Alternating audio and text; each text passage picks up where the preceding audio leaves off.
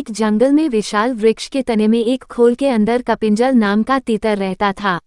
एक दिन वो तीतर अपने साथियों के साथ बहुत दूर के खेत में धान की नई नई कोंपलें खाने चला गया। बहुत रात बीतने के बाद उस वृक्ष के खाली पड़े खोल में शीघ्रगो नाम का खरगोश घुस आया और वहीं रहने लगा। कुछ दिन बाद कपिंजल तीतर अचानक ही आ गया। धान की नई नई कोंपलें खाने के बाद वह खूब मोटा ताज़ा हो गया था। अपनी खोल में आने पर उसने देखा कि वहाँ एक खरगोश बैठा है। उसने खरगोश को अपनी जगह खाली करने को कहा। खरगोश भी तीखे स्वभाव का था, बोला कि ये घर अब तेरा नहीं है। वापी, कूप, तालाब और वृक्ष के घरों का यही नियम है कि जो भी उनमें बसेरा कर ले उसका ही वह घर हो जाता है।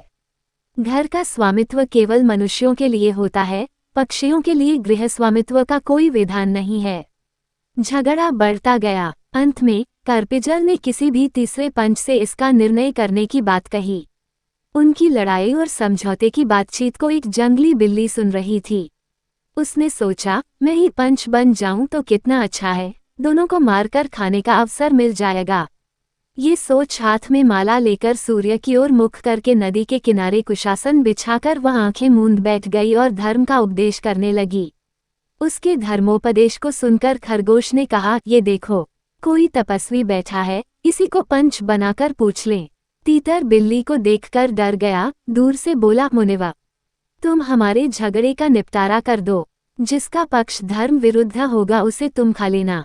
ये सुन बिल्ली ने आंख खोली और कहा, राम राम, ऐसा न कहो, मैंने हिंसा का नारकीय मार्ग छोड़ दिया है, अतः मैं धर्म विरोधी पक्ष की भी हिंसा नहीं करूंगी। हाँ, तुम्हारा निर्णय करना मुझे स्वीकार है, किंतु मैं वृद्ध हूँ, दूर से तुम्हारी बात नहीं सुन सकती, पास आकर अपनी बात कहो। बिल्ली की बात पर दोनों को विश्वास हो गया। दोनों ने उसे पंच मान लिया और उसके पास आ गए।